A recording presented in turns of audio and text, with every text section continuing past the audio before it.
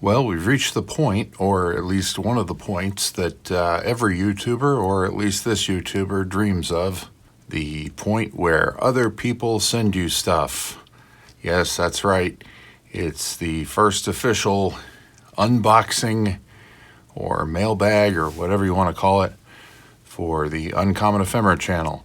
So there have been a few people over the years who have sent me stuff, and I didn't do an unboxing or a mailbag or whatever you want to call it, but it was stuff where it was also sort of client work. I was preserving stuff that they wanted themselves. It wasn't just for the channel. So this is sort of the first official, this stuff is for the channel, and here it is, and do what you want with it sort of thing. So we'll get into it in just a second. I want to mention one thing before we get started.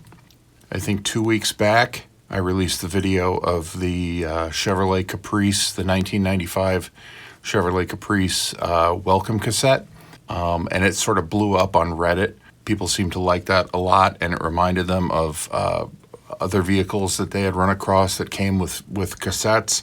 And somebody had mentioned that Oldsmobile cars used to come with a tape that had hits from artists that were popular at the time. But it also had on the tape a cheesy sort of Oldsmobile theme song. And I remember a friend of mine, maybe 20 years ago now, had one of those tapes, and I remember this theme, and I remember getting a kick out of it. And literally 2 days ago, my wife is out at a yard sale. What does she run across?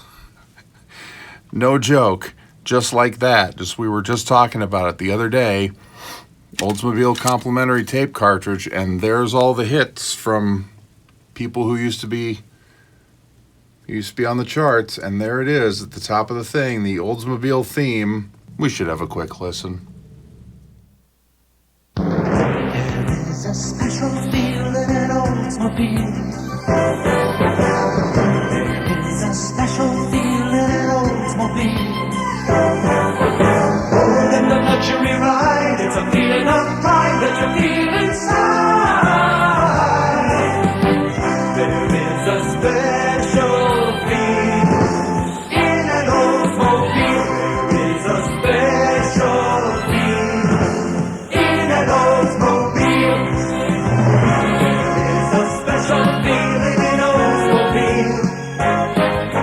More than the luxury ride, it's a feeling of pride that you feel inside. There is a special feel in an Oldsmobile. There is a special feel in an Oldsmobile. So yeah, I just wanted to mention that quick. The timing on that, the serendipity couldn't have been better, because we were just talking about that, and I will make a separate video with that just separated so that I can post it on Reddit in the usual places, and something that you can share separate and apart from this video. Anyway, that's that. So let's get into it. So the first thing is from one of my Patreon subscribers, Steve Garibian. And he asked me if there was anything I was looking for on eBay the last time we had a film strip soundtrack preservation live stream. And there wasn't at the time. And then all of a sudden, 4 or 5 days later, something popped up. And I emailed him and I said, yeah, you remember when I said, when you said there was anything I was looking for? Yeah, it turns out there is. And he was nice enough to pick this up for me and have the seller sort of drop ship it directly to me. So let's take a look at this. And I hope this is going to be good. The thing with film strips is there were so many of them, and so few people have preserved them that you kind of gotta go with your gut about what, and you gotta say, I have a feeling this might be good. And if you're right, you're right, and if you're not, you try again. So this came out of the library at Morehead State University, apparently.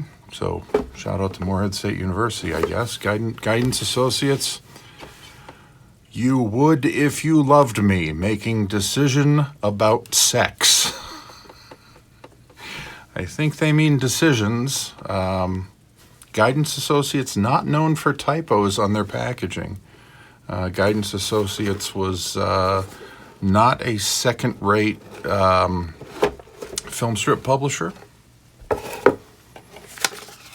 It's correct on the quick reference guide here. And this looked like it was going to be in good shape on eBay. The seller was not, I think this was his first film strip selling. So I had asked him if I could get some pictures of the film, and they weren't really great. Now that's not good. The curl, normally, I'll show you.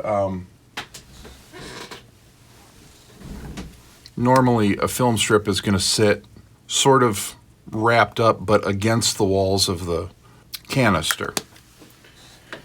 When they start to curl in more like this, it indicates that the film is shrinking or some chemical breakdown is happening. But this doesn't look all that bad.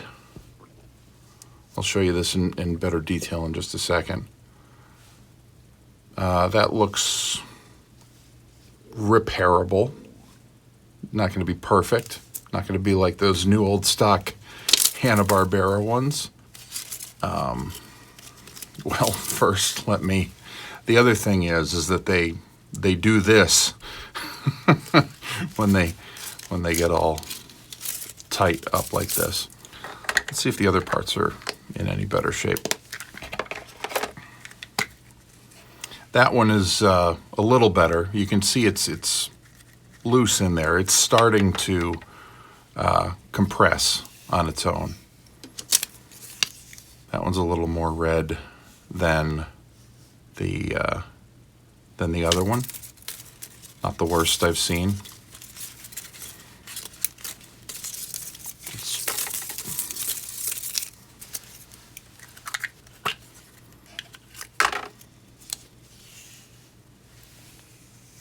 Yep. These are doable. So much film strip media in 2021, which is about 30 years past when it should have been preserved, but what are you going to do? Most of the film strip media is already sort of chemically breaking down, and there's nothing you can do about it except to preserve it as quickly as you possibly can, and that's what we're going to do here. Cassettes look to be in excellent shape. I'm not saying that the film isn't in excellent shape. The film is just made of chemicals that are doing what these chemicals do after 60 years, 40 years. When is this? What's the copyright on this? Oh, great. I have to do Roman numeral conversion in real time. 1981. So that's about, yeah. But the cassettes are in excellent shape. The pads are in place. Pads aren't missing. There's no rust on the, no corrosion on the plate behind the pad. Those are in great shape.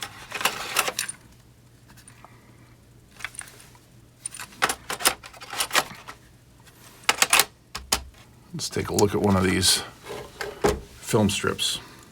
This is not going to look great.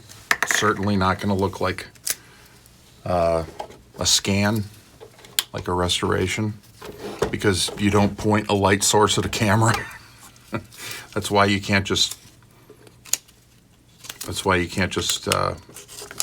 stick a camera, point a camera at a projector and do them like that. Yep. Oh, now that's some great imagery. I mean, that is an unintentional album cover. I mean, good Lord. Yeah, we know, honey. We know he's not doing it for you.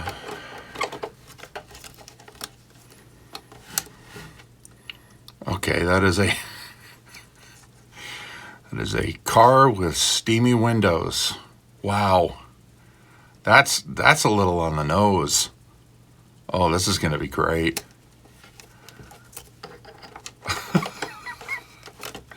Wow. Step one when I get these things in is to undo a little bit of this curling, because they won't go in the scanner like this. They won't sit flat, and if they won't sit flat, they won't scan. And so the first thing I have to do is encourage them to lay flat.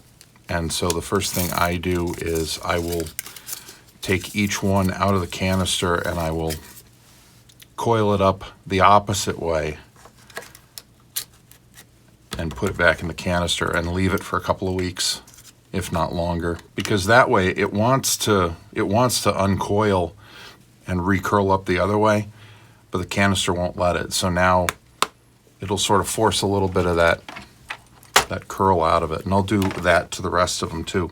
Let's have a quick listen to one of these tapes and see if it's see if we can glean how cheesy this is going to be. Probably no subject has more myths and taboos surrounding it than sex. We have to be very careful. Kissing can make a girl pregnant, you know. But my dear, I thought you couldn't get pregnant the first time. Girls have to be the ones to say no, since when guys get started, they can't stop themselves. Did you know that sometimes you can get VD just by holding hands?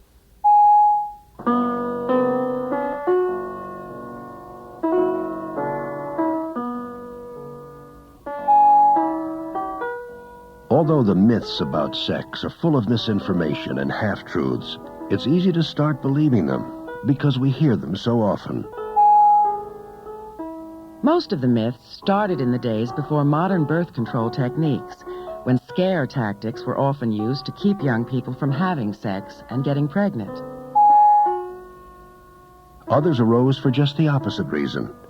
Young men and women used them to convince their partners that it was safe to experiment with sex. Still others evolved from the lack of information about physiology, human sexuality, and venereal diseases. The problem is that many of these myths persist today, and their confusing messages often make sexual decisions difficult. Okay, yeah, that's gonna. I think we've got a winner. Yeah, I think the principal in my high school thought you could get VD by holding hands, or at least when I held somebody's hand, anyway. Steve Garibian, thank you for making this happen, and I will see to it that it gets preserved and up on the channel as soon as possible. You would if you loved me making decisions or decision about sex. All right, next one is from R.J. McCready on Reddit in Fort Collins, Colorado, the location of my favorite shortwave radio station. This arose out of the conversations around the Chevrolet Caprice welcome tape, as did the Oldsmobile tape before that my wife found at a yard sale. And he offered to send this to me. I guess he doesn't have a tape player and had never heard it before, so he said I could have this for the channel. 1992 Cadillac DeVille. I believe this is a welcome tape as well. Let's take a look. Yep. So we have a table of contents. Let's see if we can get that to, yeah, an introduction, and it talks about seats and windows and locks and mirrors and airbags and traction control, and so this is going to be similar to that. And apparently they have something called a gold key delivery system for the 1992 Cadillac DeVille. Let's take a quick listen to a minute or two of this and see what it sounds like. Of course, it doesn't say which side is side 1 or side 2. Might be the same on both sides. There's only one way to find out, I guess. Well, if I had to make a list of things to improve upon on my second unboxing video, at the top of that list would be always be filming when you're rewinding the tape so that you can catch on video when it breaks.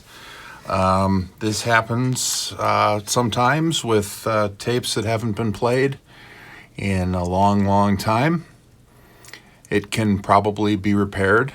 But at some point I will repair this, if not today, then soon. But I don't leave tapes by the wayside. I will get whatever is on this off this tape. I will promise you that. Okay, the last package is from Devlin Maxon from Ottawa, Ontario, Canada. And Devlin has actually sent me some other stuff. You may remember from one of the film strip soundtrack preservation live streams, he sent me some 7-inch 33 1/3 RPM records with some soundtracks for film strips adapted from children's books, Dr. Seuss and similar. And he wanted digital copies of those and he wanted them back. But these are apparently for me to keep, and I do not know what these are. So we're going to see what's in here.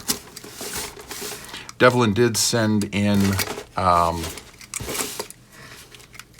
film strips with those records that he didn't want back. Unfortunately, they were so reddened and chemically broken down that they weren't usable. I have a few of them, but that are scannable, but they're so faded they're not. I don't think we'll get anything out of them. Okay, so these are Random House. One's missing a label. Let me get all these out and then I'll take a look. And the cassettes. Okay, we have Random House. So these are going to be adaptations of books. So these are all from Random House. This one is called Snow. And we got the Bears Picnic, the Bear Scouts, the Bike Lesson, Meet Stan and Jan Berenstain. So this will be, now I'll show my ignorance. Are those characters in the Berenstain Bears, or are those the authors of the Berenstain Bears? We will have to open that up and find out. Bartholomew and the Oobleck, and Once a Mouse. And it looks like we have, okay, well, the Bike Lesson here, it says by Stan and Jan Berenstain. So there, my ignorance has been cured, at least on that particular bit of trivia. And it looks like we have tapes for all of those. Awesome. Okay, good. So all of these I can probably restore. Let's see what they look like. That one is going to be a long one. Holy cow. Those are not too, that is not too badly, well, it's in good shape. Smells quite a bit. They start smelling like vinegar when they start to really break down. That one's very red. Might be able to do something with it. By the way, this is not a criticism, not in the slightest. I'm just saying out loud that it is red compared to this one, which is, wow, that is in really good shape. Yep, that is in really good shape, and that will be, wow, that's in really good shape. Okay, so let me just show you real quick as a quick compare and contrast when I say that these things go red. Like, for instance, this is the Oobleck one, the Bartholomew the Oobleck. You can see that this is very much, it looks like a black and white film that is red and white instead of black and white.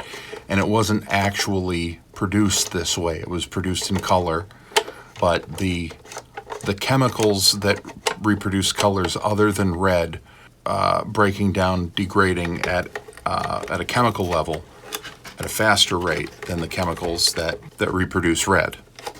So now let me put in this the Meet the Berenstains film strip.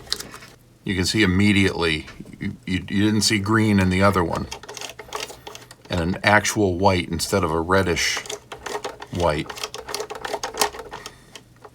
And you have a multicolor focus frame, and you have that multicolor start word, which is something that Random House like to do. And you have these images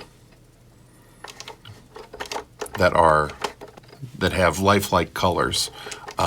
So this is what film strips are supposed to look like, and this is sort of what we're fighting to deal with before they all look like the one I showed you just a second ago. So this is what they're supposed to look like. And so this one will be easier to preserve because I won't have to do as much or any color correction on it. It'll be correct. And with the other one that I was showing you, it's all illustrations. There are no photos of humans where I can look at it and go, okay, well, their skin tone is supposed to be a certain color, and the wall is probably white, and the hair is probably dark brown or a white, on top there, where I have visual cues, where I can't go back to a drawing and say, I am absolutely 100% certain that this color is supposed to be this color. So you're guessing when you do color correction on those. So when I see a film strip like this, I say, wow, this is in gorgeous shape, whereas that I won't say, that's no less worthy of saving, of preserving, but that's going to be a whole lot more work, and I will have to approach it that way. But this looks absolutely gorgeous, and this is probably something, and this also has high value because Berenstain Bears is a hugely popular property as far as a children's property, and also as a nostalgia property. And this is behind the scenes thing. This isn't even an adaptation of a book, which would be enough of a nostalgia thing to see, oh, well, they did it in this weird format called film strip that most people have never heard about. But this is probably a film strip exclusive thing. This probably isn't based on it. Well, it could be based on a video or a 16 millimeter film. But chances are nobody's ever seen this. So this is a really cool thing. This is awesome. And the fact that it's in such good shape is going to allow me to turn it around all that much more quickly. So this is awesome. Let's take a look at some of the other ones. Okay, this one called Snow. I wonder if I can make this easier for you to see. Should have thought of this previously. Put down a piece of printer paper so that I have something to bounce light off of. Yeah, that's better. Oh, wow, yeah. The colors on this are also excellent. That's not reddened at all. It's a little yellowed, but nothing a quick color correct wouldn't fix. Yeah, and that's in gorgeous shape. Okay, fantastic. That is, I'm getting to the age now where I'm not up on my children's stories, and that is based on the book Snow by Roy McKee and P.D. Eastman. Looks like it was published in 1978. So I'm sure there is someone out there who's screaming at their mobile device or smart TV, telling me, what do you mean you don't remember that story? But that is an excellent shape, and again, bodes well for quick and easy preservation. Bike Lesson, also in amazing shape. That's a Berenstain Bears title. A little yellow, but you know, this is the sort of that's the sort of yellowing that you look forward to that, because that's like a 15-minute color correct, if that. No problem whatsoever. A joy to, as opposed to some of these things where you work on it for days and days and days, and it still doesn't look right, and you know, you sleep on it for a week and you go, okay, you know, what concessions can I make where I can live with releasing this in a certain way that where it works, but I can stop working on it. What was this? The Bear Scouts, a little dark. I think that's just the way it was printed, but just yellowed. These are in great shape. Devlin, you did good, man. These are great. Berenstain Bears is, I mean, people are going to enjoy these. You know, every once in a while, you gotta give people something they recognize. So I think this is a good way to do this. This is Once a Mouse, and that is also in excellent shape. Yellowed a little like the other ones, no problem whatsoever. I'm sure there are one or two film purists who are screaming at their screens because I'm handling these with my bare hands and not gloves or whatever. These were always handled with bare hands if they were used in schools. And the only time I'm doing this with my actual fingertips or pads or whatever you want to call on the film is on this leader section, that's what it's for. The rest of the time I'm really trying to handle it by the edges. But if these have been in school use, and you know, and there it is, you know, school board chapter 2, which is a funding classification. These were in use in schools. These have been just molested with bare hands for decades. So I'm not putting extra mileage on them. I think I opened this one, the Bears Picnic. But all of these look in great shape except for that Oobleck one, which it doesn't matter if they're. Don't be discouraged to send me stuff that is not in good shape, because you may have the last copy in existence, and I would rather preserve what is left of the last copy that looks like hell than lose the last copy. Let's take a listen real quick to a minute of this Meet Stan and Jan Berenstain, and see what it sounds like. I have a feeling it's going to be competently produced and high quality. Maybe, you know, it's going to be cheap ferric tape. You know, it's not going to sound like it was produced by Alan Parsons, but it'll probably sound slightly more high fidelity than the Sex Myths film strips. Let's take a listen.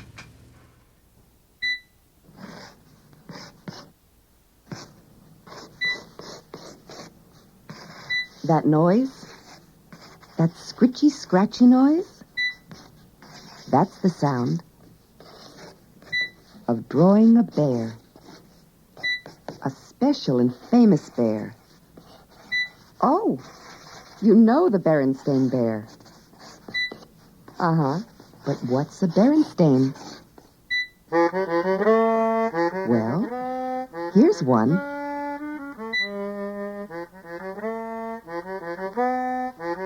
A Stan.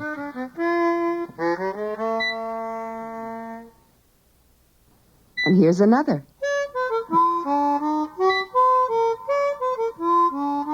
A Jan.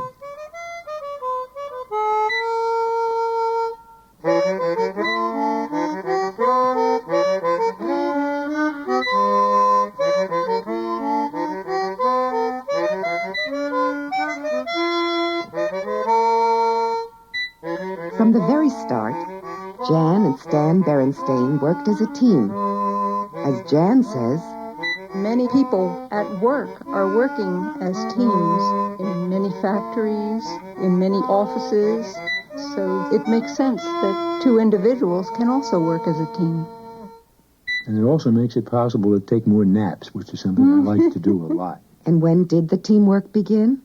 Stan and I picked each other out our very first day of art school by our work. We didn't see who was attached to the work at the time. We were going around looking at the drawings, and I admired a drawing he had done, which was the head of Alexander. I particularly was impressed that he filled in the shadows. I had learned early that the way to disguise a weak drawing was to put a lot of shadow on it. Jan and Stan discovered later that they were both born in Philadelphia. As very young children, they had even lived near each other in the same part of the city. But they went to different elementary schools. And we also went to different high schools. I had moved to the suburb. If I had not moved out of that section of the city, I would have ended up in the same high school. We would have both competed for the same art scholarship, and we would have hated each other. That's because right. Only one of us would have won. We apparently... All right. Well, that's some great stuff. And we only broke one tape. Now, in all seriousness, that happens all the time. And if you were around for the marathon of film strip cassettes I did in September or August of 2020, you know, most of the time I had tapes running. I was over here on this desk while the tapes were running, and I was reshelling tapes that were broken or had the missing foam pressure pads. And it's just, it's part of the preservation process. So don't worry about that tape. I will endeavor to get it spliced back together and preserved, and we'll get it up on the channel if at all possible. So I want to say thank you, and hopefully this first endeavor into unboxing ephemera has been watchable anyway. I'd like to thank Steve Caribbean for You Would If You Loved Me, Making Decisions About Sex, R.J. McCready for the 1992 Cadillac DeVille welcome tape, and Devlin Maxon for the 7 children's book related film strips and tapes, most of which are in excellent condition. I'm looking forward to preserving all of this stuff, and I will keep you apprised. Take care, and thank you for watching.